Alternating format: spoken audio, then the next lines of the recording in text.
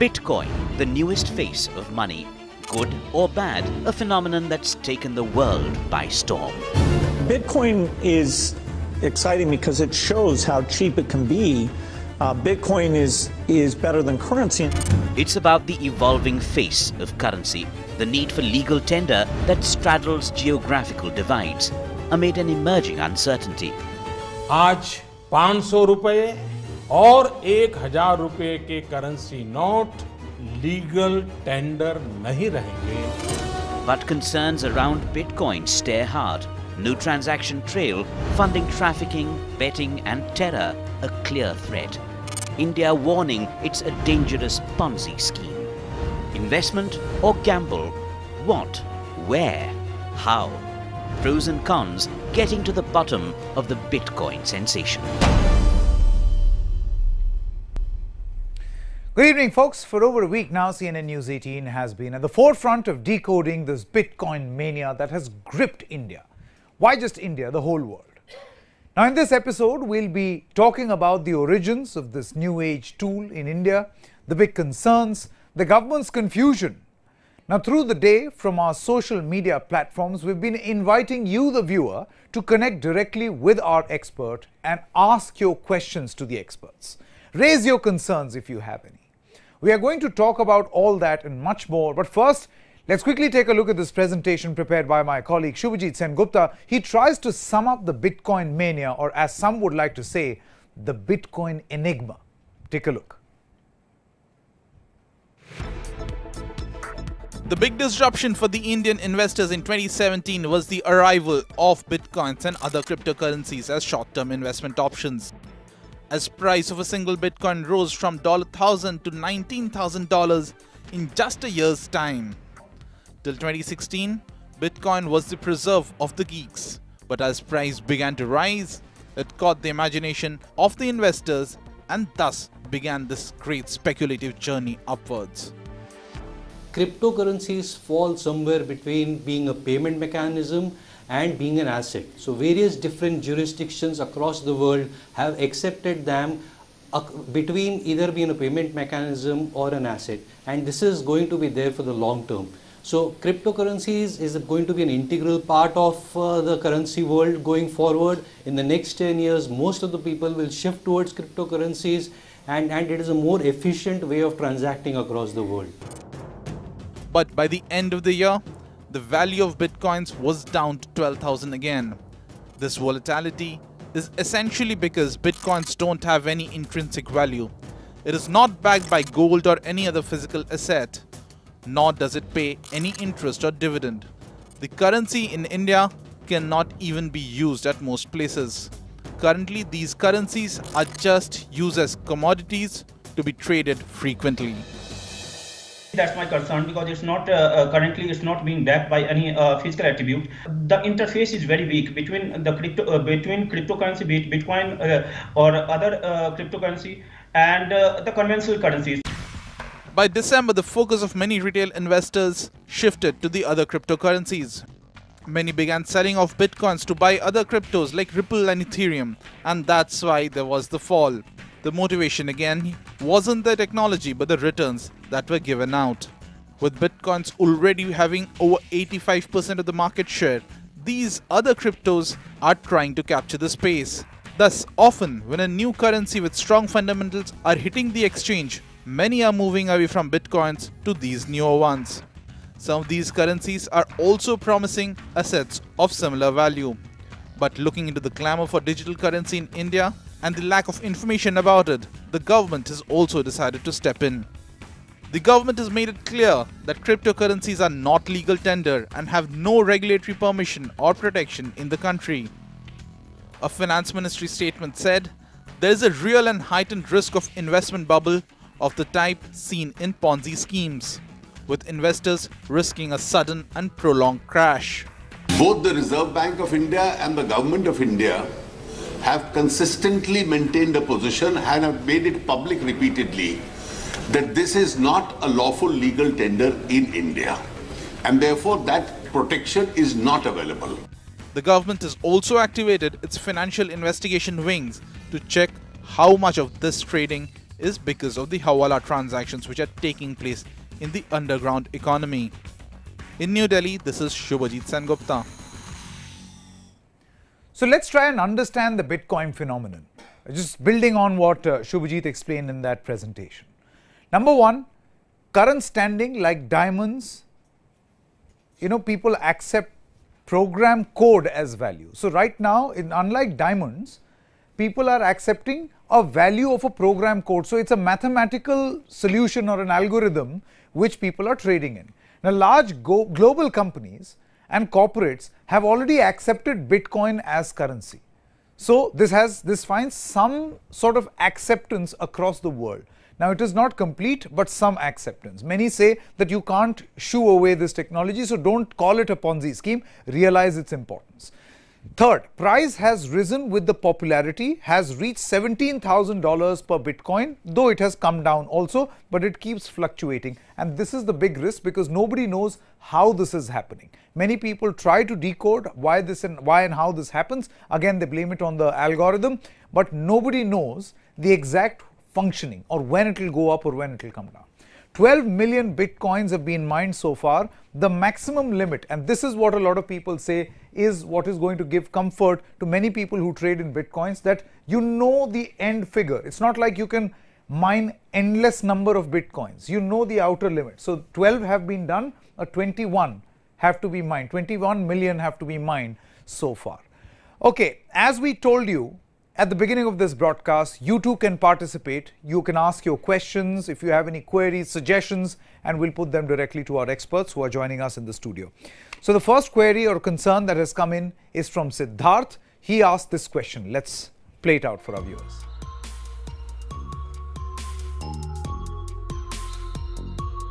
Siddhartha from Bombay here. My query with regards to Bitcoin is that what kind of analysis one can do in order to identify which Bitcoins to invest, which Bitcoins to buy, which Bitcoins to sell. Do we have some kind of data points which will help us in this identification? Okay, so that is Siddharth's question. I want to now quickly introduce Himanshu Verma, employment and economic expert, who's with me in the studio. Hi, Himanshu. Hi, Sanket. You heard that concern? Absolutely. So, please sit down. So, you heard that concern. What will be your reply to Sanket, again, it is a very difficult question indeed. Which cryptocurrency a person should invest in. But taking that from a different angle altogether, I would suggest that firstly we need to see, because the question came from an Indian, somebody from our own country. So we need to see that government is not in a mood to legalize it, or maybe we can say they are in a dilemma to legalize it or not to legalize it. So firstly we need to clearly see and keep on following the government's take on the Bitcoin and other cryptocurrencies as well. In case somebody gets that, the next step he needs to do is to understand what are the different exchanges for getting a cryptocurrency from. So there are many Indian exchanges. I would not take any names, but yes, CoinX, CoinDelta are the few which are the most famous ones. Because I do not want to recommend anything as such. Because what happens is, primarily when a person starts investing through an exchange, what happens is, at some point in time, all of a sudden, because there are no apps which are there in place in India, everything is being done over a website only, which these particular exchanges have built in. So there is no regulation as such in place. There is no law which is ruling this. So what happens is, on a sudden day when there is a larger traffic or there are more number of people investing, so all of a sudden they stop. They stop as in there are no new registrations, or they say the deposits are not happening, or they also change the mode of the payments, which I have been following since long. So there's no surety as such, so as to what exactly and is the ethical place to invest and to buy a cryptocurrency. Now coming to the cryptocurrency part, you saying something. No, I quickly want to introduce another question also, because we are trying to accommodate as many questions as we can. Here is Mayank Jain, who asks another question.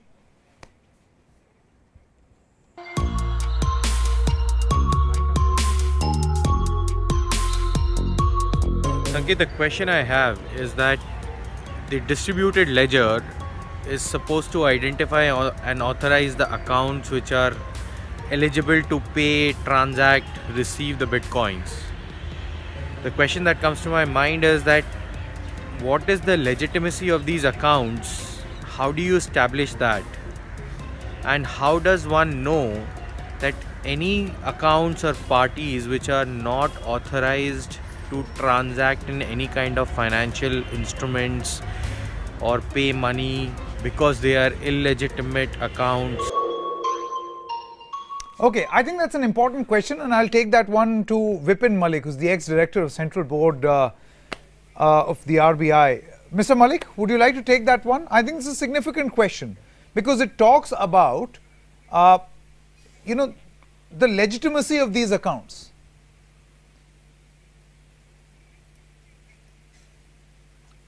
I think this is one of the biggest fraud scheme going on as on today, because it violates two acts. One is price chit fund money circulation scheme banning 1978, where money circulation schemes, by whatever name it calls, it is banned. Number two is it is violation of the Prevention of Money Laundering Act, and it is, in my opinion, a money laundering.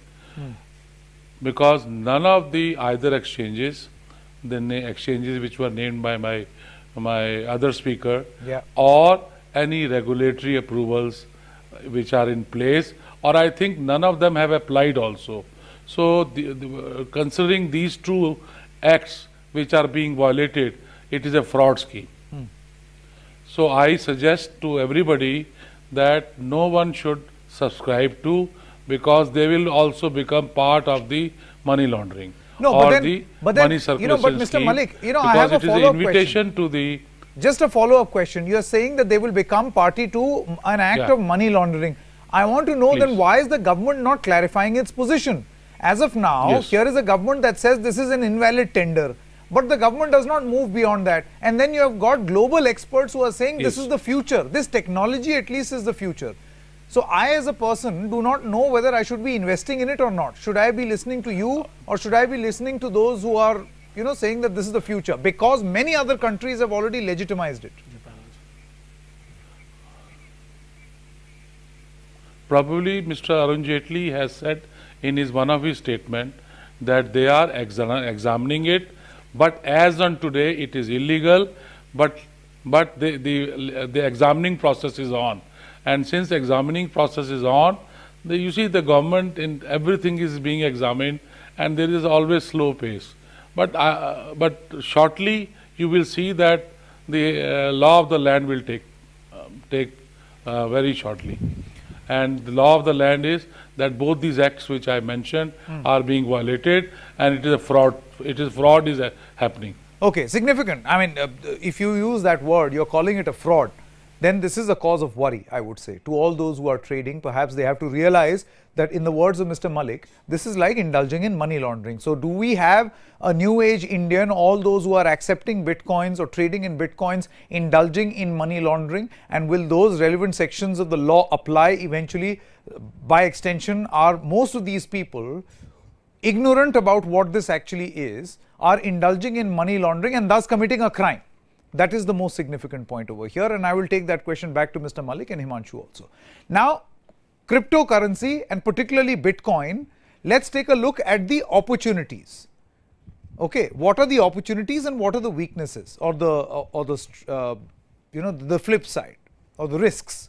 The opportunity first. Move towards cashless society in a digital age. Most of the people who are in favor of the Bitcoin say that you want to go cashless, this is the way to go cashless. Number two, answer to a truly international currency that move over dollar, move over the Chinese currency, the Indian rupee, the Australian dollar or the pound. This is the real global currency. Another opportunity, makes the grind of banking system redundant, because now everything is online. So you have to learn a new age tool, and then everything becomes redundant. All those old tools become redundant. Another opportunity, zero regulation, freedom, absolute freedom to users. Now these are arguments that have been presented by those who feel that bitcoins or cryptocurrency is really the future. Financial traders can make huge profits using this, but they can make huge losses also. Now volatility can help early bird investors. Now all this is valid. All those people who are speaking in favor of Bitcoin often tend to give these arguments. Now the risks.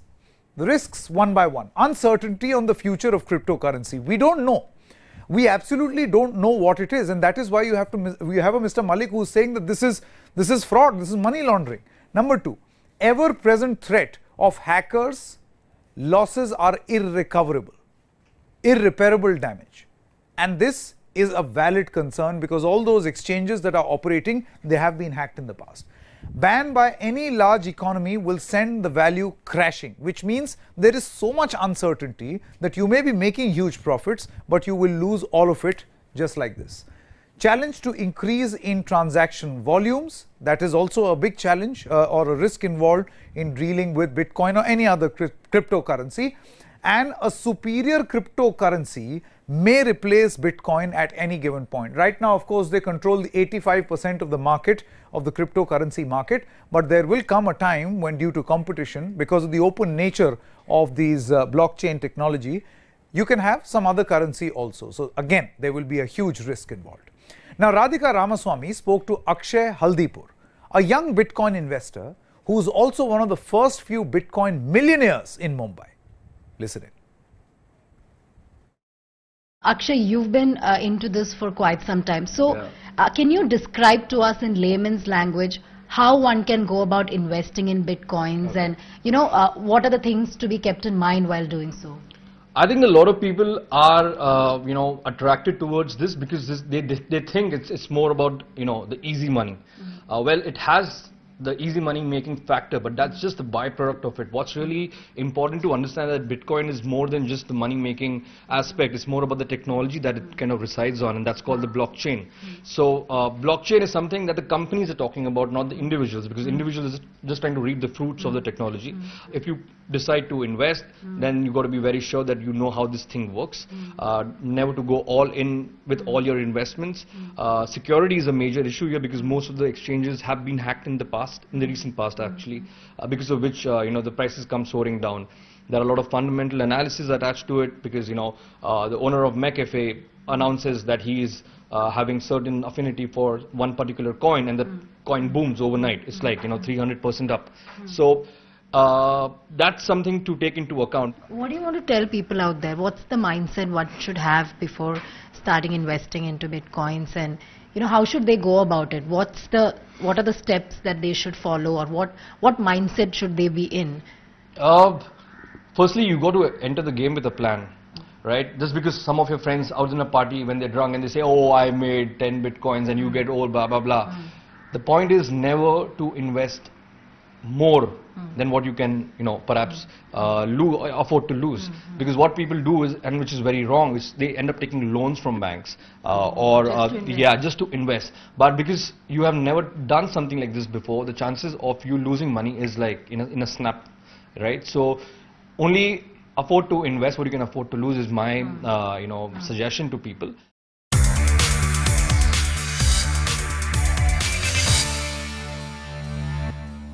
Welcome back. Decoding the Bitcoin is the show you are watching. We are trying to keep this interactive. The next question came on Twitter by Amog. Here is his question.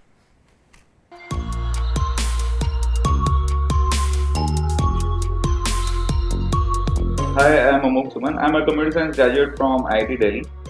I have a very few basic queries for you. Firstly, can you still invest in Bitcoin? And what are the possible projections for its values? Secondly, what are the possible loopholes in Bitcoin algorithm design? And what is it that is making so many cryptocurrencies to float around? Himanshu, I think that's a relevant question. Absolutely. Possible projections, which means future growth, right? And what are the loopholes? See, all the projections depend on the affinity and, of course, the legalities which are linked to it. If the government says yes in India, in Indian context, and if you were to go and outside see the global, because this is being led by the global economy as well. I mean, the countries which are taking decisions on the Bitcoin. So like Japan, when legalized it in March, April, it surged all of a sudden. And it surged the new heights at that point of time. Then in September, it was around 11 exchanges which came in. So it's all on the supply and demand, and of course on the legal status, legal tender of that particular cryptocurrency. For this case, which is Bitcoin. Okay. Okay, Vipin Malik, there's one thing that I wanted to ask you beyond Mr. Malik, beyond the question that has been asked. And my specific query is this, sir. Now, through the course of this broadcast that we are carrying out, we also spoke to a few people who said, see, a government can't shut its eyes to this new technology. Then in that case, is it possible, and this was a suggestion, is it possible perhaps for the Indian government to come up with its own cryptocurrency, like many countries have done in the past? That way you will have regulation also. Well, first let me tell you, and which is very disturbing, that cryptocurrency in India has reached 28.9% of the broad money supply. We have approximately 1.8 trillion broad money in currency in circulation, which is called broad money. So 28.9% of this, that's a huge number, of the total supply is already a very huge number, and it's a very disturbing number. Number two, how you control the terrorism, the money being used by terrorists, how you control the narcotics business, how you control the technology, which we have yet not, you see, even for Bheem, we have not yet reached properly. So I think Reserve Bank of India has already created a subsidiary to look into all these transactions, all these technology transactions, and we are still far away from these new technologies. So we have to wait and watch until that the government has to come very heavily on. Mr. Malik and Himanshu, then in that case I feel that the government has to do much more than just say that this is a sort of a Ponzi scheme. We're running out of time, but as we end this broadcast, Jordan Belfort, famously known as the Wolf of Wall Street, has some pretty important predictions about the Bitcoin bubble. Listen into what he has to say. Thanks so much for watching. Why, sir, do you believe it is a fraud when there are real transactions taking place? We'll come to the fact that the volatility in the price in a moment, but real people are using Bitcoins for real transactions. Well, I think that to label Bitcoin as a fraud, like put an umbrella over the whole thing, it's not what I said. What I said is that the problem I have with the technology, blockchain technology, is that the technology is great, but the people who are getting involved in it right now, so Bitcoin's already had its big run up to where it is right now, right? Well, what's happening is there's all these copycat cryptocurrencies that are going out there, and there's no regulation on the actual level of Bitcoin itself. You're talking, there's futures regulation, but the underlying asset is completely unregulated. It's a dark market, and there's people right now who are using the success of Bitcoin to create these massive pump and dumps with other cryptocurrencies. So I think it's a huge danger right now that people are looking at this as like the next great thing. It's a bubble for sure, and this is the next stage. Like it's very common that the future is now stage 3. So next stage is now you'll see it really skyrocket, because there'll be a short squeeze and it'll go even higher. Then eventually, though, it's going to come caving in. It's almost a guarantee. Here's the bottom line.